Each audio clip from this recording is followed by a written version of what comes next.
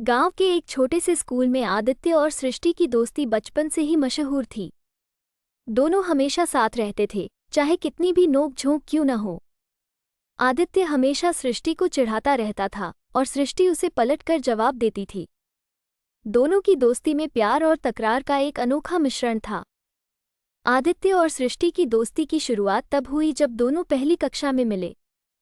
आदित्य की शरारतों और सृष्टि की मासूमियत ने जल्दी ही उन्हें एक दूसरे के करीब ला दिया। स्कूल के दिनों में आदित्य हमेशा सृष्टि की चोटी खींचता और सृष्टि उसे पेंसिल से मारती। जैसे जैसे समय बीतता गया, दोनों का रिश्ता और गहरा होता गया। किशोरावस्था में पहुंचते पहुंचते उनके बीच के तकरार प्यार में बदलने लगी। लेकिन उनके बीच हमेशा एक छोटी सी तकरार बनी रहती थी, जो उनकी दोस्ती को और भी मजबूत बनाती थी। गांव के बाहर एक पुरानी और सुनसान हवेली थी, जिसे गांव वाले भूतिया मानते थे। एक दिन सृष्टि ने आदित्य को चुनौती दी कि क्या वो उस हवेली में रात बिता सकता है। आदित्य ने हंसते हुए चुनौती स्वीकार कर ली और सृष्टि को भी साथ चलने के लिए कहा। रात होते ही दोनों हवेली पहुंचे। हवेली का माहौल वाकई डरावना था। जैसे ही वे अंदर गए, अजीब अजीब सी आवाजें आने लगी। सृष्टि डर के मारे आदित्य का हाथ पकड़कर बैठ गई। आदित्य ने उसे दिलासा दिया, लेकिन उसके चेहरे पर भी डर साफ झलक रहा था। हवेली में एक बूढ़ा आदमी मिला जिसने उन्हें हवेली की भूतिया कहानी सुनाई। उसने बताया कि हवेली में एक बार एक लड़की की मौत हो गई थी और उसकी आत्मा अभी भी यहाँ भटकती है। आदित्य और सृष्टि ने ठान लिया कि वे इस रहस्य को सुलझाएंगे। हवेली में बिताई रात ने आदित्य और सृष्टि के रिश्ते को और भी मजबूत बना दिया। दोनों ने एक दूसरे का सहारा बनकर डर का सामना किया और एक दूसरे के लिए अपने प्यार का एहसास हुआ। आदित्य और सृष्टि ने मिलकर हवेली के रहस्य को सुलझाया और उस आत्मा को मुक्ति दिलाई। इस पूरे अनुभव ने उन्हें यह सिखाया कि सच्चा प्यार हर डर को हरा सकता है। आखिरकार आदित्य और सृष्टि ने अपने बचपन के प्यार को पहचान लिया और हमेशा के लिए एक दूसरे के साथ रहने का फैसला किया। उनकी नोकझोंक, प्यार और दोस्ती ने उन्हें एक ऐसा रिश्ता दिया जो जीवन भर के लिए अटूट था। आदित्य और सृष्टि की जिंदगी में एक नया मोड़ तब आता है जब वे एक नए शहर में जाते हैं और वहां उन्हें एक नई चुनौती का सामना करना पड़ता है। वहां की पुरानी लाइब्रेरी में कुछ अजीब घटनाएं होने लगती हैं। क्या आदित्य और सृष्टि एक बार फिर अपने प्यार और हिम्मत से इन घटनाओं का सामना कर पाएंगे? आदित्य और सृष्टि का रिश्ता एक मजबूत और प्रेमपूर्ण बंधन था। वे दोनों एक नए शहर में शिफ्ट हुए थे, जहां आदित्य को एक नई नौकरी मिली थी और सृष्टि ने एक नई लाइब्रेरी में काम करना शुरू किया था।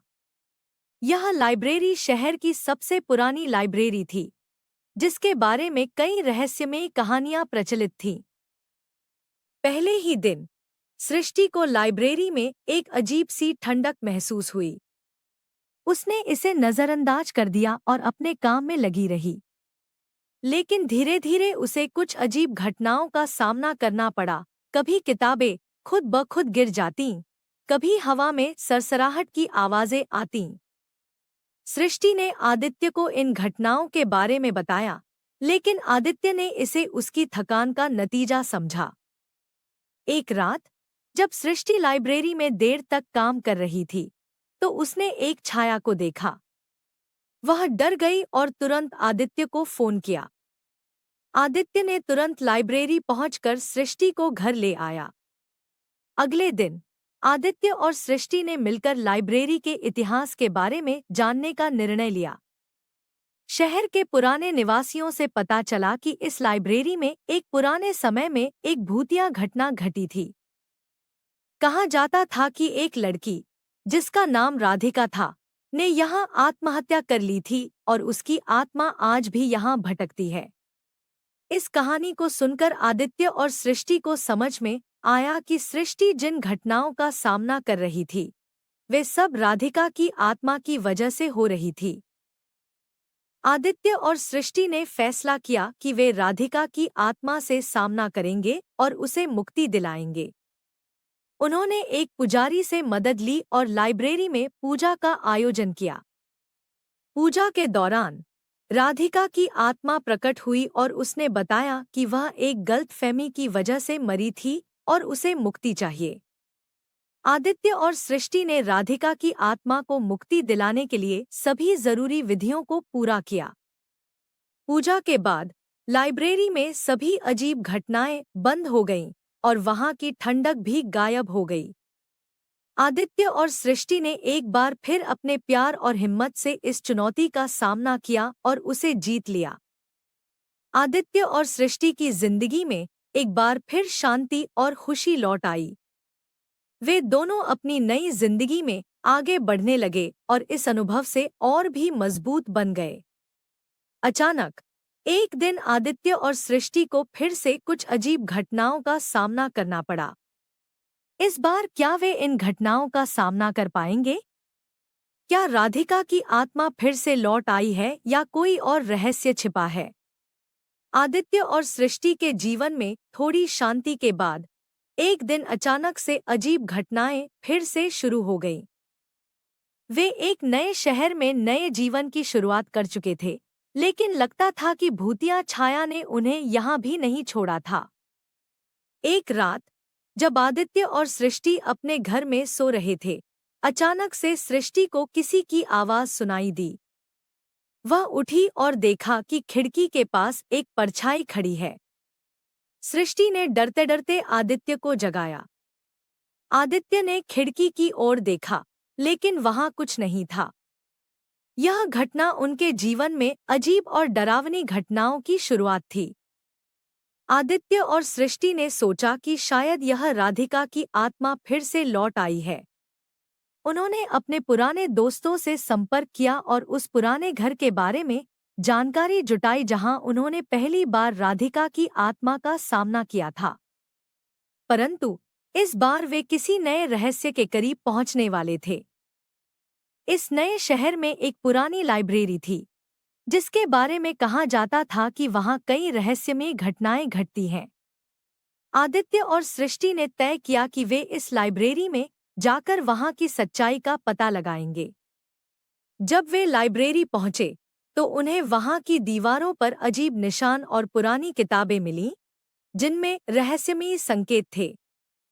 लाइब्रेरी के अंदर जाते ही आदित्य और सृष्टि को अजीब आवाजें सुनाई देने लगी। किताबों के पन्ने अपने आप पलटने लगे और अचानक से एक पुरानी किताब नीचे गिर पड़ी। उस किताब में एक प्राचीन आत्मा के बारे में लिखा था, जो अपनी मुक्ति के लिए किसी की तलाश में थी।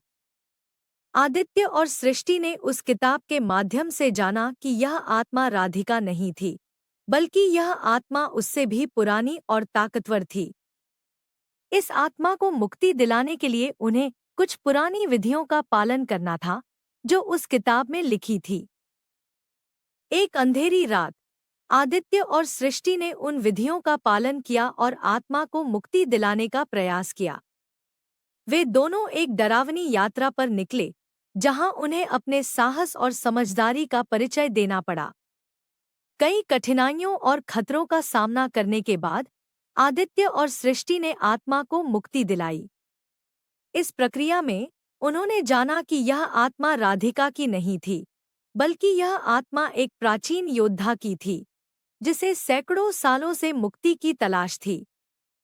आत्मा की मुक्ति के बाद आदित्य और सृष्टि के जीवन में फिर से शांति आ गई।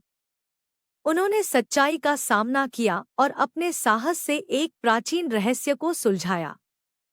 उनके जीवन में एक नया सवेरा हुआ, जहां वे फिर से खुशी खुशी रहने लगे।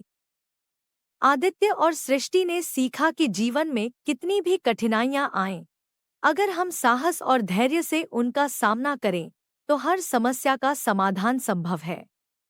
उन्होंने यह भी जाना कि हर रहस्य अपने अंदर एक गहरा संदेश छिपाए होता है, जिसे समझने के लिए हमें दिल और दिमाग दोनों को खुला रखना पड़ता है।